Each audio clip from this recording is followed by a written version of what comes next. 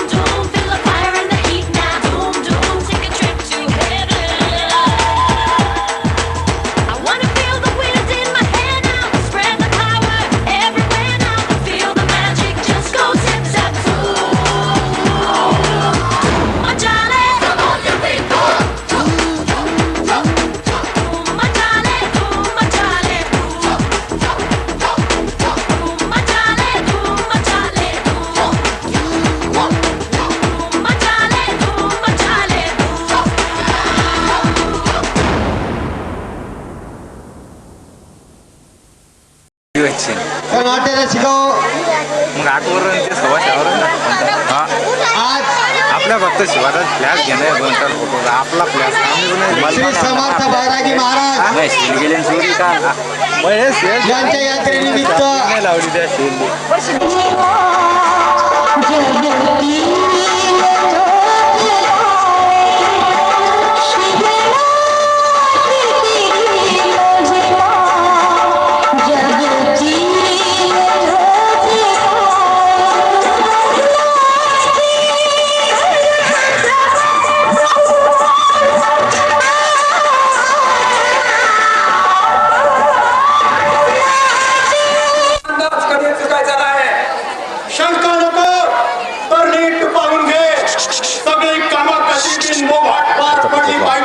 कसा सुमेर सिंग हो सरदार मी संध्याकाळी 7 वाजता पाहून गेलो हा वाडा मग त्यावेळी कोण कोण होता इथं जगन आणि त्याची बहीण वैशाली त्याच्या बहिणीची काहीच कर्तव्य नाही आमचं आम्हाला हवंय तो इथला गोरगरिबाचं रक्त पिणारा तुम्ही जगन सावकर हो सरदार आजपासूनच करण्याला सुरुवात नाही दिदार सिंग आज आम्ही इथं आलो आहोत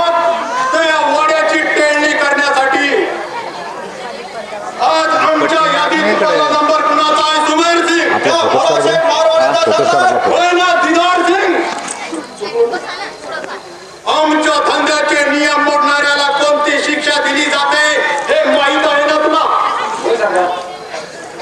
मग यापुढे नीट लक्षात घेत जा त्या वर्गांच्या दरम्यान समोरच्या बारक्या सिंगाकडून घडली होती कोणती शिक्षा दिली होती मी त्याला सुमेर सिंग होय सरदार टाकपाक दरीच्या काठावर बसून तुम्ही त्याला उभा केला आणि त्यांच्यावर गोळी झाडली करतार सिंग दरीत कोसळला त्याबरोबरच त्याची नाव निशाणी कायमची नाट्य झाली माहित आहे तुला दिला सोडतील गाठ आला सोडा मग तीच वेळ मी आज तुझ्यावर नका सरदार माझ्या हातून कुणाशी तू कधीच होणार नाही तू माझा एक विश्वासू हस्तक आहेस म्हणून एक वेळ माफ करतोय मी तुला पण पुन्हा अशी चूक घडली तर करतार सिंगासारखीच अवस्था होती तुझी हे लक्षात ठेव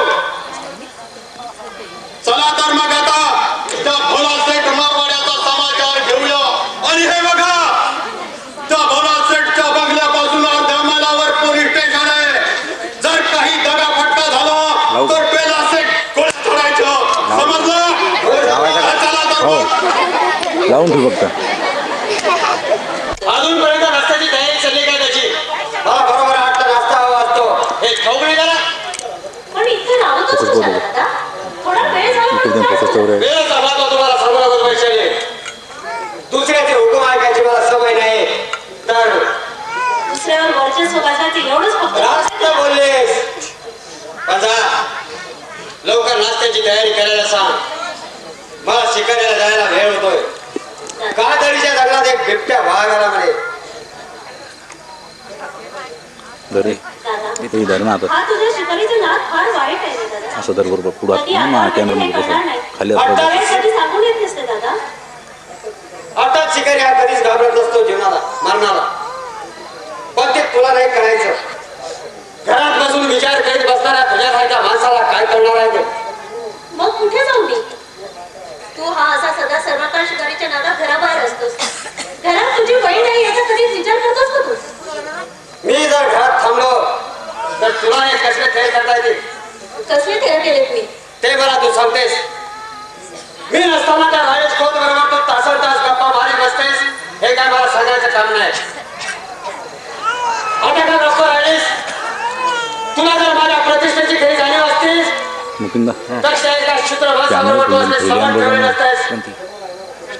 जन्माला येणारा प्रत्येक माणूस चांगला नसतो दादा दारिद्र्याचे दिवस द्यावे लागले की तो सुखी बनतो आणि परिस्थितीचा गुलाम होतो त्याचा एक राहू दे कॅमेरा पण तुझ्यावर कसली आहे परिस्थिती की तुला कोणाचं काम करून पोट भरावं लागतं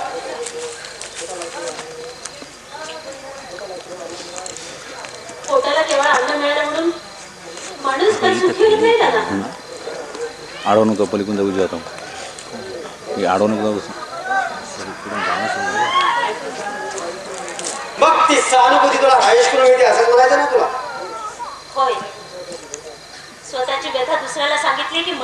पण कमी होतं.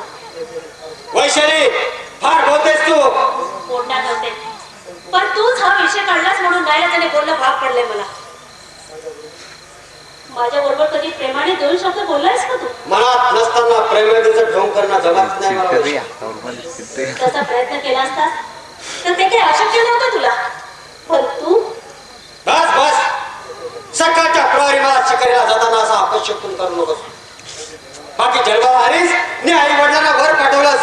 दादा, नाही तर काय, आतापर्यंत मला प्रत्येक बाबतीत तुझा असा वाईट अनुभव आहे. कुठल्या बोटावर जन्माला आलीस त्या परमेश्वराला ठाऊक. दादा, दादा असं बोलू नकोस रे. अरे मी अवलक्षणी असेल कदाचित तुझ्या बाबतीत, पण हा काही माझा दोष नाही. मग कुणाचा? माझ्या कर्माचा. माझं प्रारब्धच खोटं असेल त्याला मी तरी का करू? काय करू नको, मुकाट्याने आत जा. मालक अवनास्त करताय तुम्ही. नको आठवण आली म्हणायची तुला. आता घड्याळात किती वाजले तुला माहिती आहे का? हो ना. अहो 8:25. वर तोंड करून बोलू नकोस शहाण्या. अहो, वर तोंड करून बोललो नाही तर तुम्हाला कसं कळायचं? काय काय बदल टिपूला वगैरे येतील का? नाही, का? तो गाड झोपलाय त्या आंब्याच्या झाडाखाली. अहो खड्ड्यात. म्हणजे अहो कुणतीनं मारून टाकलं त्याला. सकाळी उठून बघतो तर टिप्पू कुत्र्याचं प्रिय त्या अंगणात पडलेलं होतं रक्ताच्या तारुळ्यात. म्हणजे कुणी मारली तुला? अरे तुमच्या घरात लक्ष असतंच कुठं साऱ्यानो. अरे एकच सारी हरामी आहात तुम्ही. दादा, का उगाच आपण तंडोस करतोस तू? अरे टिपूला रात्रीच्या वेळी मारलं असेल कदाचित. हे काम नक्की त्या राजेशचं असलं पाहिजे. दादा, राजेश्वर निष्कारण आरोप करतोस तू. अरे तो इतक्या रात्री कशाला येईल इथे आणि टिपूला का म्हणून मारेल तो? मी त्याला आणि तुला चांगलं ओळखून आहे वैशाली. पण साहेब टिप्पू तरी गोळ्या काढल्या बघा. अरे वायर काढ ना. आता काढून घे वायर. राजेश तेव्हा आहे तरी कुठे? नसाला काय झालं? आणली असेल कुठून तरी. अरे तुमचा त्यावर ठेवला म्हणून त्याने त्याचा खून. पण याद राखा, याचा बदला घेतल्याशिवाय मी राहणार नाही.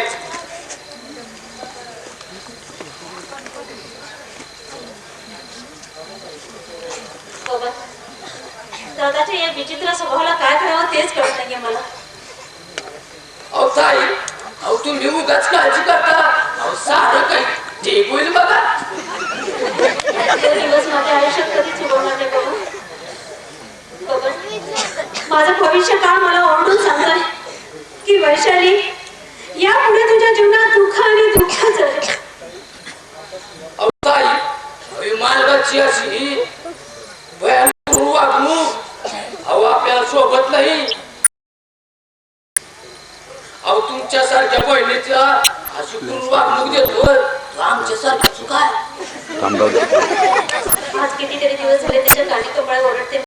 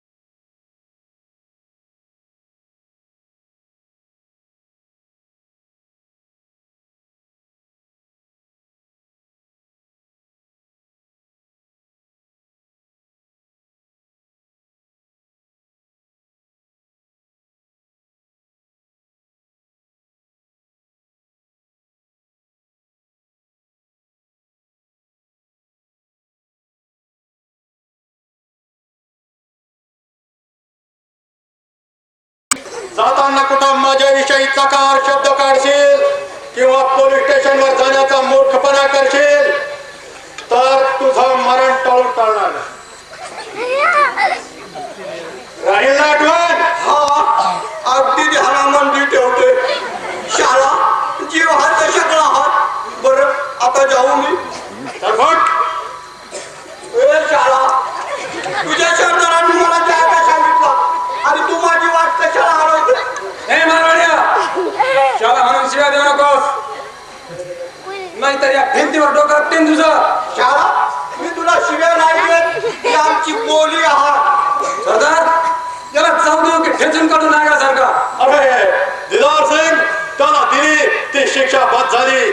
यापुढे नाही वळवळणार तो. पण सरदार, हा दुखावलेला नाग आहे तेव्हा दुसऱ्या वेळी याला ठेचून काढू कायमचा. फुटीत ना. हा जगान, आता तुझी पाळी. बोल, आबा खोताची वडिलोपार्जित जमीन का बळकावलीस तू? कोणी सांगितलं तुला? अरे कोणी का सांगायला? पण खरं आहे ना हे? साफ खोटा आहे ते. विनाकारण आरोप करतोस तू माझ्यावर. उगाच शब्दाची कसरत करून वेळ मारून नेऊ नको जगन. स्वतःला एक शिकारी समजून घमेंड मिरवतोस तू या गावात. मग आता माझ्या समोर असा शेळपटासारखा गप्प का उभा राहिलास? अरे खरा शिकारी तुझ्या पोकर ढकरांना कधी भीक खालीत नाही. तुझ्या हातात जोपर्यंत रिव्हॉल्वर आहे तोपर्यंत तुला एका प्रश्नाचं उत्तर मिळणार नाही. वाटल्यास गोळा झाडून तू खून करू शकतोस मला. इतक्या लवकर मी तुला मारणार नाही जगन. उंदीर मांजर जसा उंदराला मारण्यापूर्वी खेळवतो तसंच मी तुला उंदरासारखा खेळून खेळून मारणार आहे. पण तत्पूर्वी तुझ्या गरीब शेतकऱ्याच्या जमिनी जुलमान भाकावल्या आहेत त्या मी त्यांना परत करणार आहे. आणि मगन मला खून करणार हेच ना. जर कदाचित माझ्या सल्ल्याप्रमाणे वागला तर तुझं मरण टळून हे टळू शकेल. पण तर अन्यथा नाही. तुझ्याकडे मरणाची भीक मागायला मी काही भ्याड नाही. अरे भ्याड नाही, पण ना मारता तरी आहेस. खरा मारता असता तर तू अशा गरीब शेतकऱ्यावर अन्याय केलाच नसता. पुराव्याशिवाय आरोप करतोस तू माझ्यावर. तुला पुरावाच हवा असेल तर मी दुसऱ्या वेळेस इथे येईल, त्यावेळेस इथं आबा खोतांना घेऊन येईल. मग त्यावेळी पाहता येईल. या दिवसाच्या आत दुसरा एक इशारा देऊन ठेवतोय मी तुला. कसला? 20,000 रुपयाची तयारी करून ठेव. आणि नाही ठेवली तर नाहीतर तुझं मरण टळून टळणार नाही. परत परत मरणाची भाषा मला सांगू नकोस. या पुढं कृतीच करून दाखवणार आहे मी.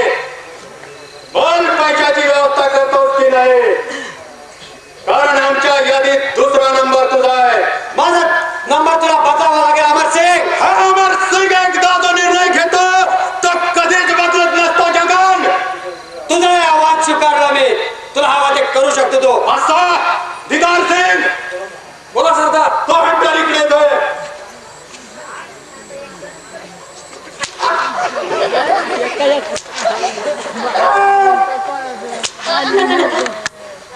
त्याला मारू नका. कोण आहे तू? माझ्या या कार्यात अडथळा आणणारी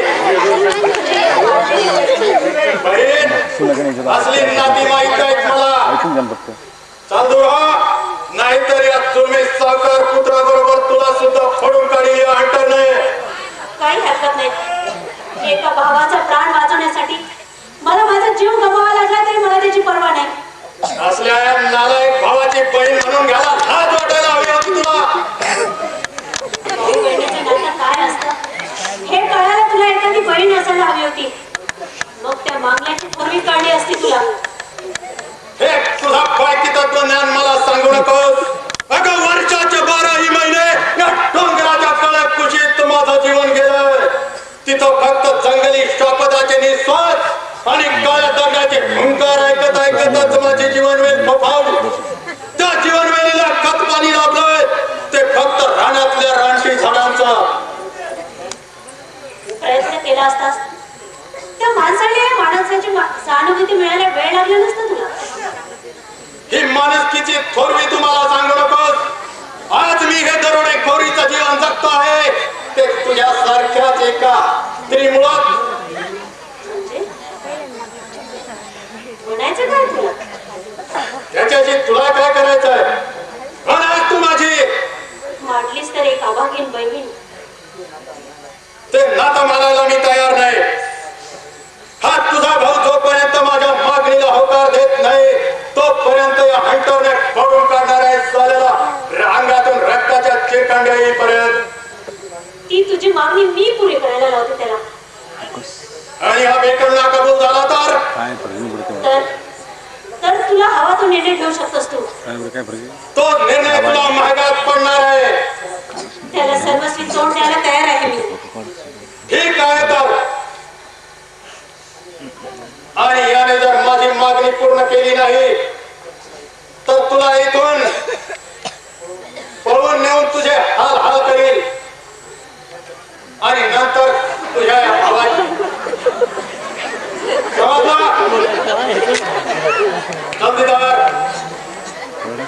आणि हे वाक्य मी सांगितलेलं नीट लक्षात ठेव. पोलिसात जाण्याचा कडपणा करशील तर तुझं मरण टळून टळणार नाही. समजदार. बाबड्या बाबा बाबा बाबड्या तुला साहेब गेला खड्ड्यात कुठं मिळाला इतका वेळ? अहो गेलो नव्हतो त्या टाकूला दारावरून पाहत होतो. काय आलीस तू? कशाला त्या टाकूच्या हातून मरायला? माझा जीव काय वर याला काय? मी जर त्याच्या हातून गेलो असतो तर तुम्हाला स्वयं सुतुकी नसतं. माझ्या नाही कसं अहो ते पाळायच लागलं असतं. आणि तुम्ही माझे मालक आहात ना.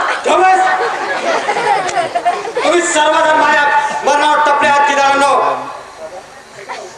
दादा कशाला जीवाचा उगीच वैताग करून घेतोस तू? अरे प्रसंगानुसार कसं वागावं हे मुळीच कळत नाही तुला. मी जर मध्ये आले नसते तर आज तुझ्या कोणता प्रसंग आला असता याची कल्पना नाही तुला. मला सर्व कल्पना आहे वैशाली. बाबा मी काय सांगितलं तुला? बोला साहेब. काहीच नाही बघ. फक्त हात मारतो. आत्ताच्या तासाचा कुठं मस्ताक मी नाही जातो मस्त लग्न. अरे माझा सत्यानाश व्हायची वेळ आली आणि तुला लग्नाचे डोळे सुद्धा सऱ्या. अहो साहेब अहो पण मी अजून जवान आहे ना. असू दे. असाचा आणि त्या आवाखोदाला मी बोलावलं म्हणून सांग. जातो जातो. दादा कुठे जातोयस तू? त्या चांभार चौकशा नको आहेत तुला. विचारणार नव्हते तुला पण अशा वेळी तू जाणं उचित नाही. त्याची काळजी नको आहे तुला. असाच पोलीस स्टेशनवर जातो आणि त्या पोलीस काय झोपा करतात हे त्यांना विचारतोय मी. दादा मागे फिर दादा. वैशाली हे काय राजेश कुठे होता इतके दिवस? मारून भविष्याला किनारा थोडा वेळ फिरत होतो. जगाला मग सापडला का किनारा? तो या जन्मी सापडेल असं वाटत नाही वैशाली. माझी जीवन नौका सध्या निराशेच्या सागरात हेलकावे खात आहे. ती कधी जमीन उद्ध्वस्त होईल हे सगळं. राजेश प्रत्येक भेटीत तू मला असंच बोलू. आधीच दुःखाने पडलेल्या माझ्या काळजात तू आघात करतोस. त्याला मी तरी काय करू वैशाली? आज 1 वर्षभर झाले नोकरीसाठी वनवन भटकतो पण कुठे आशेचा किनारा सापडत नाही. मला एवढा ग्रॅज्युएट असून ह्या शिक्षणाचा पदव्या काय उराशी कवटाळून माझं भविष्य घडणं होणार आहे. त्या आणखी तुझी जबाबदारी आणि तुझ्या माझ्या प्रेमाला तुझ्या दादाचा कडवा विरोध घरची गरिबी हा सारा मनस्ताप कसा सहन करून दिले. असे निराशेचे आघात झेलण्यासाठी कधीतरी तुला सुखाची पहाट दिसल्याशिवाय राहणार नाही अशी माझी म्हणत होती मला सांगते. पण तोपर्यंत माझं जीवन सर्व उद्ध्वस्त होऊन जाणार आहे वैशाली. राजेश या तुझ्या बोलण्याने माझ्या मनाला काय वेदना होतात याची कल्पना नाही तुला. मला सर्व काही कळतं वैशू. खेद होता मला. त्यापेक्षा तू असं कर, काय करू? मी हा असा एक दारिद्र्य माणूस, माझ्याशी लग्न करून तुला कसलंही सुख लाभणार नाही. तेव्हा तू दुसऱ्या कुणाशी तरी लग्न करून मला कायमचं विसरून जा. काय सांगतोस काय तू हे राजेश? तुला मी जर विसरून गेले असते तर मी इतके दिवस जिवंतच राहिले नसते. माझ्या दादाचे सर्व बोलणे सहन करेल. हे पहाडचं स्वप्न विसरून जाऊ? राजेश, स्वप्न फक्त ते प्रीतीच्या सुकुमार वेळीवर. ती वेळ इतकी नाजूक असते की तिला जर न कळत कुणाचा धक्का लागला तर ती उजळून तुटून पडते, उद्ध्वस्त होऊन जाते ती. वैशी तुम्हाला समजून का घेत नाहीस? तू तरी मला कुठे समजावून घेतोयस? मीच तुझे नाहीतर माझ्याशी असं कठोर वागून तू माझा अंत पाहिला नसतास. अरे राजेश, अरे लहानपणापासून आपल्या प्रेमाचं लोक वाढलं आहे. वादळ वाऱ्याची पर्वा न करता उघडतांचा खत पाणी लागून त्याला एक नवीन अंकुर फुटलाय. आणि तूच मला आपल्या हाताने नष्ट करायला सांगतोस? तुला तर माझ्याशी अर्ध्यावर साथ सोडायची होती तर माझ्या जीवनात का म्हणून आलास तू? हो राजेश, बोल, सांग, मला याचं उत्तर हवंय. वैशू, तुला मी याचं उत्तर कसं देऊ हेच कळेल असं झालंय मला. प्रेमाची घाट एवढी कठोर असेल याची जाणीव होती. एखाद्या भयानक परिस्थितीत सापडलो मी, त्यातून मी मार्ग कसा काढू? वैशू, हे दुबळेपणाचं पांघरून जर तू दूर दूरवरून दिलंस तर यातून तुला नक्कीच मार्ग सापडेल. भावनावंशतेत बळी पडून तू पार खाचत चाललायस. प्रेमिकांना संकटाला समोर केल्याशिवाय प्रेमाची गुंफिली सापडत नाही. अरे प्रेम असावं पाण्यासारखं निर्मळ, सूर्यासारखं तेजस्वी आणि चंद्रासारखं शीतल. त्या सूर्य चंद्रावर सुद्धा काय घेतो तो ग्रहणाच्या रूपात. पण तो कायमचा टिकत नसतो. माझ्यावर वैशू, तू इतकं माझ्यावर उत्कृष्ट प्रेम करायला नको होतं. हे आपोआप घडतं. हृदयाच्या गाभाऱ्यात प्रीतीची रुपये रुजली की त्याचा मोठा प्रीतिवृक्ष होतो. कोणालाही तोडता येत नाही किंवा तुटत नाही. त्याच्यावर असंख्य आघात झाले तरीही. वैशू, खरंच आज तुझ्या अमर प्रीतीचा साक्षात्कार झालाय मला.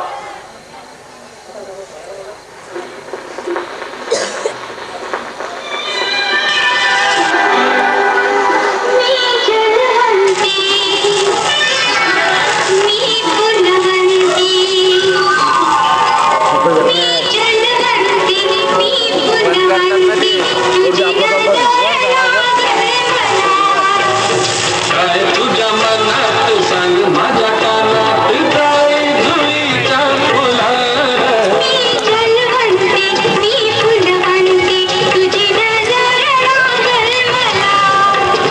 थांब जरा तिथं काय म्हणू तिला. थांब जरा तिथं काय म्हणू तिला.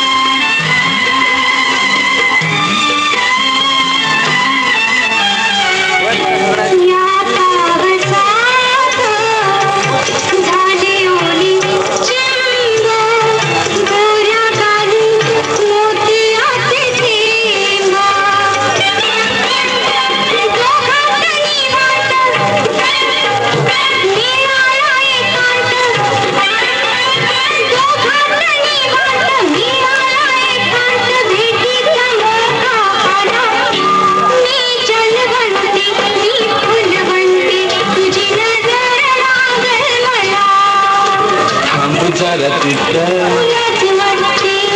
काय म्हणू तिला थांब जरा चित्त काय म्हणू तिला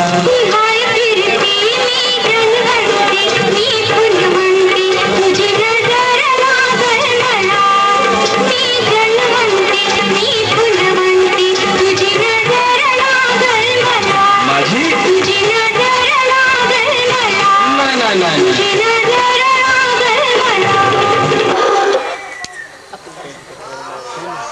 आता कसं तयार झालास? अगं तुझ्या सहवासात एखादा वेळा सुद्धा पायावर एवढी जादू आहे तुझ्यावर. आणि तू एक जादू आहे. तो कसा काय? कसं काय? नाही तर काय? मगापासून नको नको ते बोलत तुला. त्यांच्या डोक्यात ठिकाणावर नाही. तर काय करणार आहेस? आता तुझ्या पायावर डोकं आपण जीव देणार आहोत. बापरे, एवढी भयंकर धमकी. होय, त्याशिवाय तुझ्या मानगुटीवर बसलेले हे निराशेचं भूत पळून जाणार नाही. पण मी असं बोलायला एक कारण आहे. अगं तुझा तो जगन्नाथ साऱ्या गावात सांगत सुटलाय. त्या राजेशला जर वैशालीचा लहान नाही सोडला तर विवेकतेचा गोळी धरणार आहे बरोबर. राजेश, होय वैशू, त्यामुळे आमचे आबा फार घाबरून गेले आहेत. कारण आबाचा एकुलता एक मुलगा आहे. माझ्या आदू तुझा दादा तुला प्रत्येक वेळी काय सांगतो जेव्हा तेव्हा ठेवतो हे माहित आहे मला. पण त्याबद्दल तू मला कधीच काही सांगत नाही. मी तुझा विश्वास दाखवतो. असं नाही राजेश, दादांनी तुझा विषय काढला तर मी गप्पच राहते. पुढे बोलायला माझं तोंडच उघडत नाही. पण त्याचा हा एवढा विरोध का म्हणून? स्वतःच्या खोट्या प्रतिष्ठेचा टेंबा मिरवायचा आहे ना त्याला, म्हणून तो. हो, त्याचं एक खरंच म्हणा. कारण तुझं लग्न माझ्याशी झालं, माझ्या दरिद्रीशी झालं तर तू लोक असणार आहे का? या जगात कोणी कोणाची किंमत करू नये, कारण माणसाचं भाग्य कधी उघडेल हे सांगता येणार नाही. सध्या आमचं भाग्य कुठं दुःखात पडले गुन्हा ठाऊक. हे बघ वैशू, उद्या मी कळबन गावी जाणार आहे. कशाला? तिथे एका फॅक्टरीत एक गॅसची जागा रिकामी आहे आणि मला तिथं मुलाखतीत बोलवलेलं आहे. पाहूया जमतं का रे? अरे मग तर फारच छान आहे. पण दळपण गावी जायचं म्हणजे कर्मघाटातून जावं लागत असेल नाही का? हो, त्यात काय म्हणतो? त्यात काय म्हटलं? अरे त्या जंगलामध्ये डाकू अमरसिंगचं वास्तव्य चाललंय सध्या. ते मग असे ना का? तो डाकू फार सज्जन असल्याचं ऐकलंय मी. गरीबाचा वाली म्हणून सगळीकडे ख्याती आहे त्याची. मी पाहिलंय त्याला कुठं? इथे.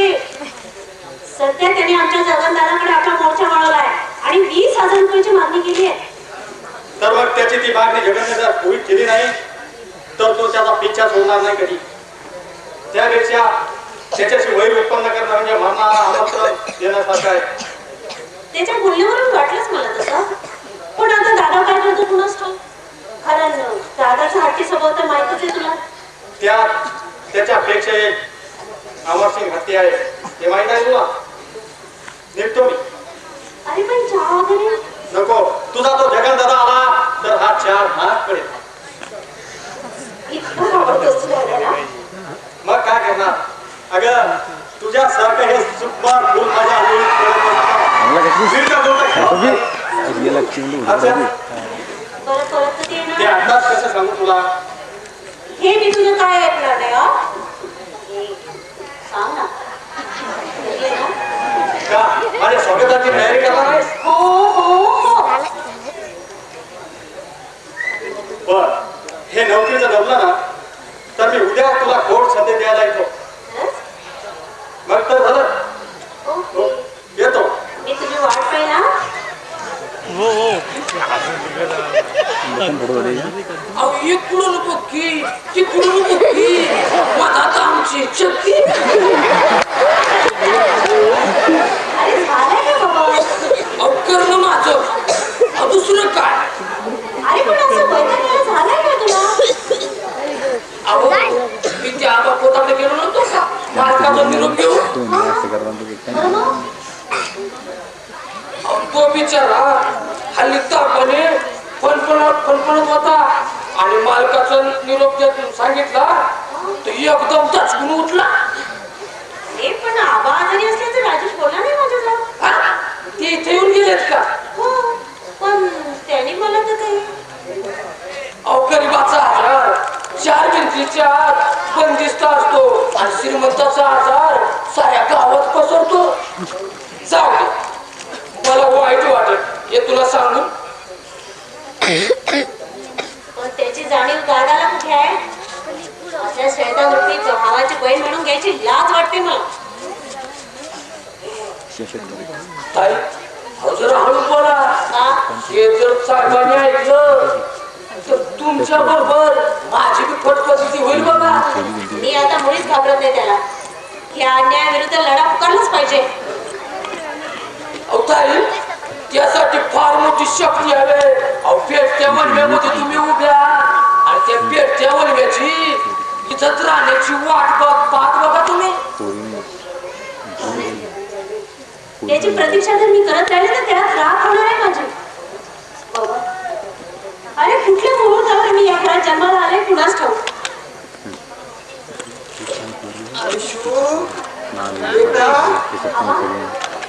आबा तुम्ही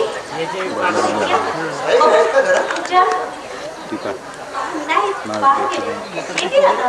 तुम्ही बसा ना तोपर्यंत. नको उभाच राहतो मी. बसा बसा. नाहीतर या कोचावर बसलेला पाहून रागाव घेते. ते कानं आपापल्या पाहिलं वागलं बरं नाही का? असं बोलून उगाच काय लाजवता तुम्ही आबा? तुम्ही बसा ना. बसा. तुम्ही खुर्चीवर ना. तुला लागत नाही कोणी. एक गरीब कालिंद्री फाटक्या आयुष्यभर साथ निदान या वयात खाली बस रे. परिस्थितीमुळे मुलाचं काही चालत नाही बेटा.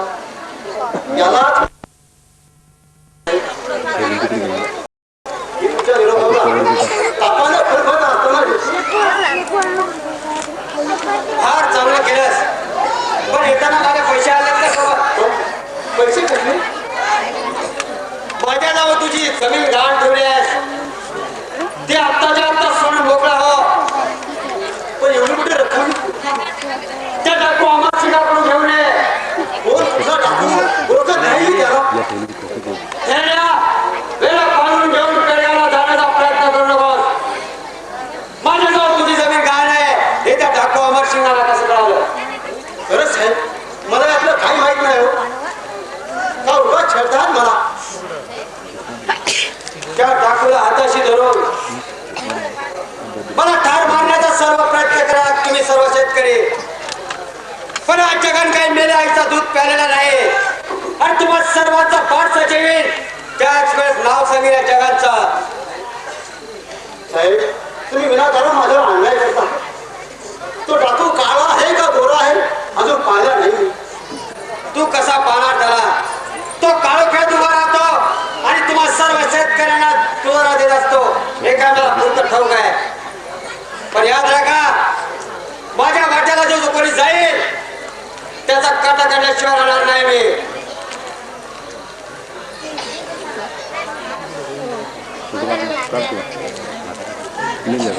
आजपासून मी तुझ्यापासून सुरुवात करणार आहे. बटन चालू हो थेट्या त्या अमर सिंगाला माझ्याबरोबर काय सांगितलं असतो? खरंच काही नाही साहेब. उगाच मला भाव नका हो. दया करायला गरीब आहो. इतके दिवस तुमच्या गरीबावर दया केली म्हणून तुम्ही सापासारखे उलटलात माझ्यावर आराम कराव. तुला आता मी ठार मारून सर्व शेतकऱ्यांना पटून देणार आहे की माझ्याशी वैर उत्पन्न करण्याची काय स्थिती होती ते. नका साहेब. म्हातारपणी मला अशी मर्यादा शिक्षा देऊ नका. नाहीतर माझा राजा त्याला सुद्धा मी तुझ्या भेटीला पाठवणार आहे लवकरच स्वर्गात. कारण तो सुद्धा आपली पायरी विसरला. हो थेरड्या काय गरज होती तुला माझी कागाळी करण्याची त्या टाकू अमर सिंगाजवळ? मी तुमच्या पायाची शपथ घेऊन सांगतो मी कधीच त्या डाकूला भेटलो नाही.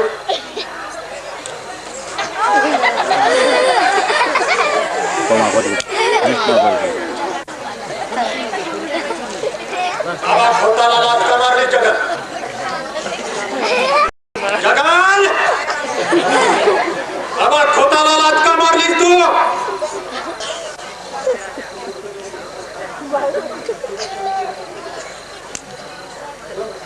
बंदूक उचलण्यासाठी उचललेला हात तिथेच कलम करून टाकील. आहे तसाच निमूटपणे उभा राहा. सुमेर सिंग, बोला सरदार. ही बंदूक ताब्यात घ्या अगोदर. ती वाटतं का माणूस ते आवाज की आमचा हा जगत या आवाज होताला लाथ मारली.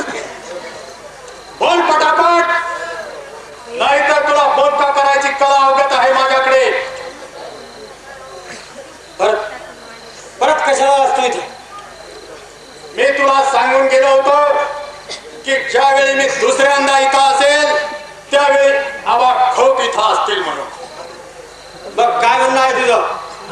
या आवाज खोताच्या जमिनीचं गहाणपत्र तुझ्याकडे आहे, ते पहिले घेऊन ये. आणि माझे 5,000 रुपये कोण देणार? ते मी देईल आत्ताच्या आत्ता. जा पहिले गहाणपत्र घेऊन ये. सुमेर सिंग, बोला सरदार. याच्या पाठीला बंदुकीची नळी टेकून याला आत घेऊन जा. सर्वे आणि हा काही जगा खर्च करेल तर तुझ्या हातातील बंदूक खुशाल मोकळी कर याच्यावर. सर्वे चल.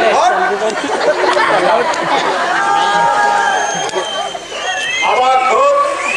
हा जगन्नाथा इथून पुढे तुम्हाला कसलाच त्रास देणार नाही याची ग्वाही देतो मी तुम्हाला. आहे तरी कोण?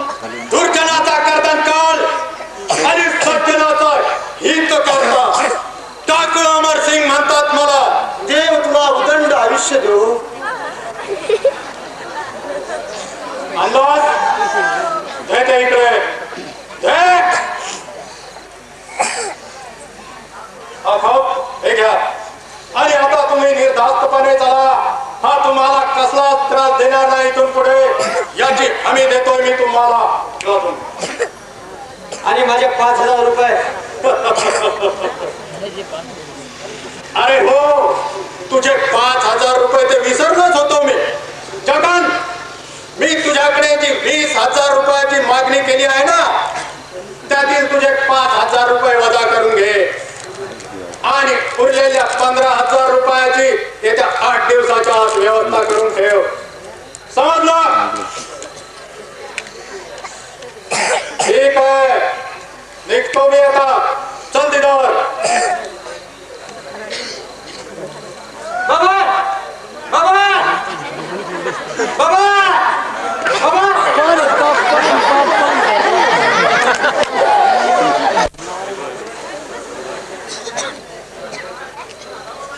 सुमेर सिंग, अरे किती वेळ त्या फरशीला धार करीत राहणार आहेस तू?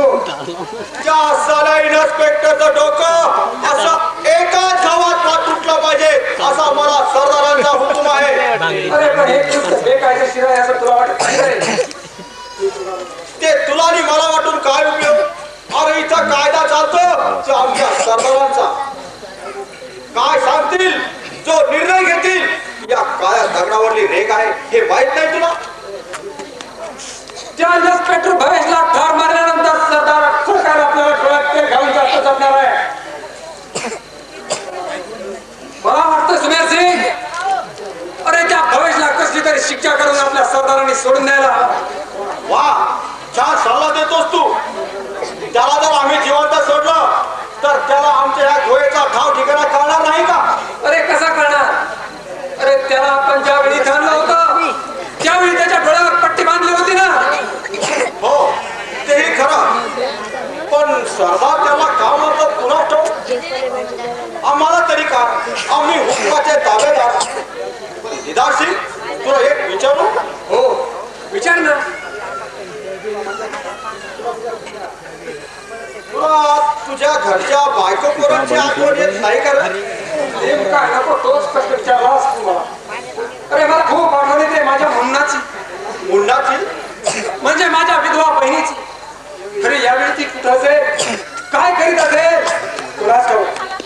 अरे तिची आठवण आली की मी तुम्हा सर्वांची नजर चुकवून एखादा धडक बसलोय रे. वासरूंना मोकळी वाट करून दिली की खूप बरं वाटतंय मनाला. इतकी माया आहे की तुझी तिच्यावर. ते दुसऱ्याला सांगून नाही कळायचं. त्यासाठी बहिणीचा भाऊच व्हायला हवाय. मला या बाबतीत कधी बोललं नाही रे तू. काही काही व्यथा माणसाला मनातच ठेवायला लागतात. मुन्ना माझी एकुलती एक बहीण खूप त्रास करून मी तिचं लग्न मोठ्या थाटामाटात फाडलं होतं. पण तिचा नवरा दांड्या असल्याचं मला तिच्या लग्नानंतर कळलंय रे. एके दिवशी मी असा तिच्या भेटीसाठी तिच्या घरी गेलो होतो. तो तिचा नवरा दारू पिऊन तिला एखाद्या गुरासारखा पडवीत होता. ते दृश्य पाहून मला खूप राग आला तिच्या नवऱ्याचा. मग मी मागचा पुढचा विचार न करताच इथंच असलेल्या लोखंडी सळीने तिच्या नवऱ्याचा खून केला आणि तुरुंगात केला असंच ना. होय. पण जजने मला फाशीची शिक्षा फरमावली. त्यावेळी मला जीवन जगण्याचा हव्यास उत्पन्न झाला. ज्या दिवशी मला फाशी देण्यात येणार होता त्याच्या आदल्या रात्री मी तुरुंगावरील पहारेकऱ्याचा खून केला. मी सरदारांच्या कळत पळून येऊन सामील झालोय.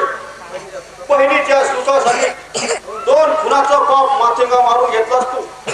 पाणी दारापासून पाप पुण्याला तिलांजली दिली आहे मी. अरे जाते ती घडी आपली आहे असं समजून दिवस काढतोय मी इथं. अरे माझं सुद्धा तसंच झालंय. मला व्हायचं होतं वकील, पण माझ्या दुर्दैवाने मी एक दरोडेखोर बनलो. एका श्रीमंत बापाचा एकुलता एक बेटा मी. लहानपणापासूनच माझी वृत्ती उन्हाळ बनली. गावातील व्यस्ती मित्राबरोबर मी दारू प्यायला लागलो. एक दिवस मी मित्राबरोबर नाच घालायला गेलो. तिथं एका पोरीवरून आमची बाचाबाच सुरू झाली आणि त्याचं रूपांतर मी त्याचा खून केला. खून करून घरी पळत आलो वडिलांच्या आश्रयाला. पण त्यांनी मला स्पष्ट सांगितलं की तुझ्यासारख्या गुन्ह्याला माझ्या घरात पोलीस ठारा नाही. चल चलता माझ्या समोरून. मी त्याच वेळी ते घर सोडलं आणि एकटाच रानावनात भटकत राहिलो. तिथं सरदारांची आणि माझी ओळख झाली. त्यांनी त्यांच्या टोळीत मला आश्रय दिला. दोघेही आपण समदुःखी आहोत सुमेर सिंग. आपल्या कोणीतील प्रत्येकाची व्यथा एकच असली तरी तऱ्हा निरनिराळी आहे. माणसाला गुन्हेगार बनवते ती परिस्थिती. हेच आमच्या गुन्हेगारी जगातलं खरं सत्य आहे. कधीही कुणाला न पटणार. अनेकदा मलाही सरदारांची कृत्य आवडत नाही. वाटतं इथून कुठेतरी पळून जावं, एखाद्या सामान्य माणसासारखं जीवन जगावं, कुठेही मोल मजुरी करू. पण मोलमजुरी करायला आम्हाला जागा नाही या समाजात. अरे आमचं हे जे गुन्हेगारीचं जग आहे, सज्जन माणसाच्या दुनियेत आम्हाला स्थान नाही सुमेर सिंग. आमच्या कबाळी बसलेला हा कळडक कधीच पुसला जाणार नाही. आम्ही सज्जनतेचा कितीही आव्हान तरीही. मग सरकारला आपण शरण जाऊ. मी सरदारांचा घात करायचा नाही सुमेर नाही.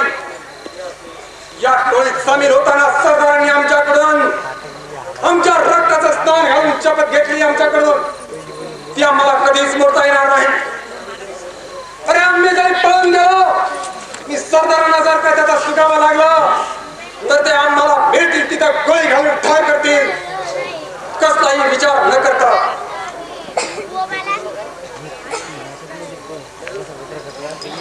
असं कचकायला काय झालं सुमेरचे? काही नाही सरदार.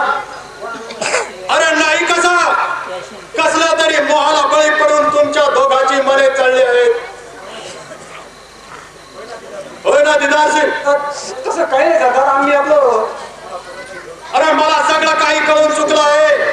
आपल्या टोळीतील नायकाचं नेतृत्व स्वीकारताना माणसाच्या स्वभावाची पारख करण्याची देवाने मला बुद्धी दिली आहे. सध्या तुम्हा दोघांची मने चालली आहेत, पण तुम्ही माझ्या विश्वासाला पात्र आहात म्हणून पहिला गुन्हा माफ करतोय मी तुम्हाला. समजलं? होय सरदार. नुसत्या माना हलवू नका. माझ्या मर्जी विरुद्ध वागणाऱ्याला या कर्मळ घाटातील दरीत कित्येक जिवंत लोकांची आहुती दिली आहे मी. हे तुम्हाला नव्याने सांगायलाच नको. बरं, हा विषय इथं संपवतोय मी. ते पोलिसी कुत्रा सध्या काय म्हणताय? तो चांगलाच वाटणार आहे सरदार. गेल्या 8 दिवसापासून त्याचं जेवण बंद केलं होतं आम्ही, तुम्ही सांगितल्याप्रमाणे. फक्त जीवाचं राहण्यासाठी म्हणून 2 दिवसातून रान मुलाचा कंदा फक्त एकदा देत होतो आम्ही त्याला. ठीक आहे, चला घेऊन ये माझ्या समोर. आणि दिदार सिंग, बोला सरदार. तू त्या समोरच्या टेकडीवर जाऊन उभा राहा. तळपटला जाणाऱ्या पायवाटेने करणार आहे. तेव्हा तो जर दिसला तर त्याला डोळे बांधून आण आपल्या घरी. समजलं? बरं सरदार. जा मग.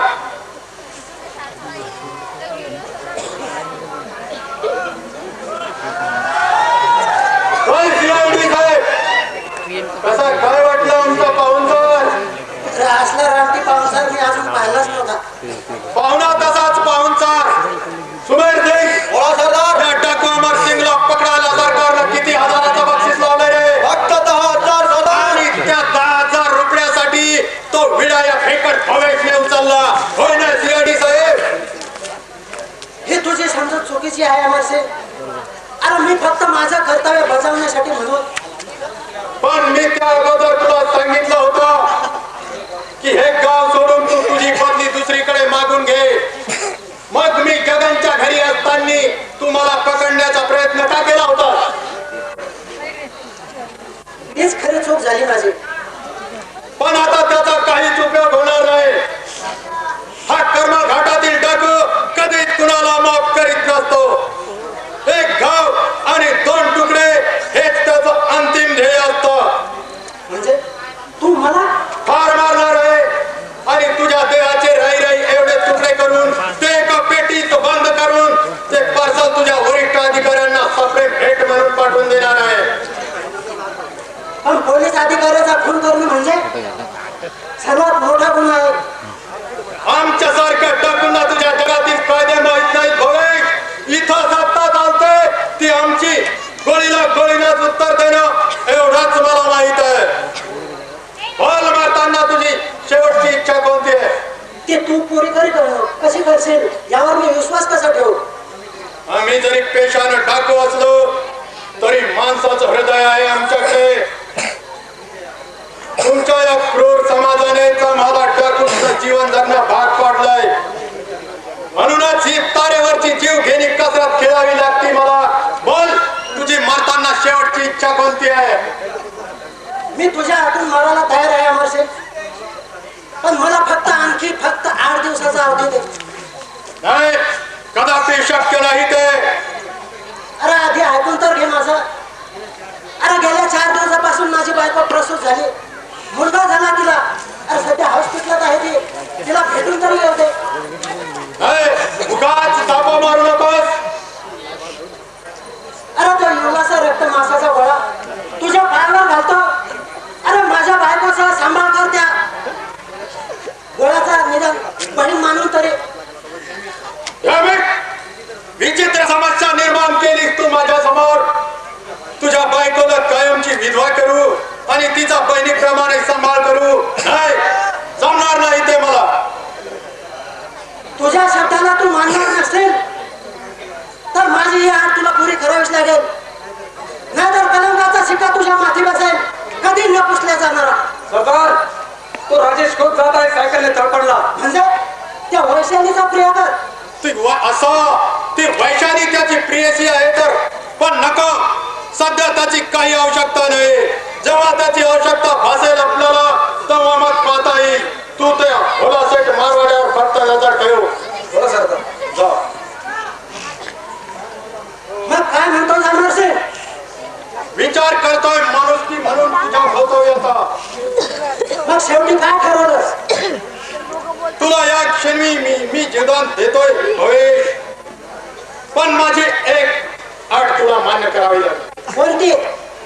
एक तर तू तुझी बदली दुसरीकडे मागून घे आणि तुझ्या वरिष्ठ अधिकाऱ्यांना माझा निरोप सांग की मला पकडण्याची व्यर्थ धडपड करू नका. या डाकू अमर सिंगला पकडणं तेवढं सहजासहजी सोपं नाही. पण सरकारशी सामना देणं एवढं. अरे कोण कुठला सरकार? यावेळी मी मानत नाही कुणाला. यापूर्वी मी कुणावर अन्याय केल्याचं आठवत नाही मला. दलितांच्या हितासाठी झटणं हेच माझं अंतिम ध्येय असतं. अरे त्यामुळे किती लोक हे सुखी होते. अरे या जगात लाखो गरीब लोक अन्यायाच्या चक्राखाली भटकत आहेत. तिथं तुझ्या असल्याची शक्ती किती पुरी पडणार. पण थोड्या तरी लोकांच्या व्यथेला वाचा फोडल्यासारखं होईल माझ्या या करणे. अरे दुर्जनांना दहशत घातली की त्यांना वचन बसेल माझ्या नावाचं. हा बघ, एक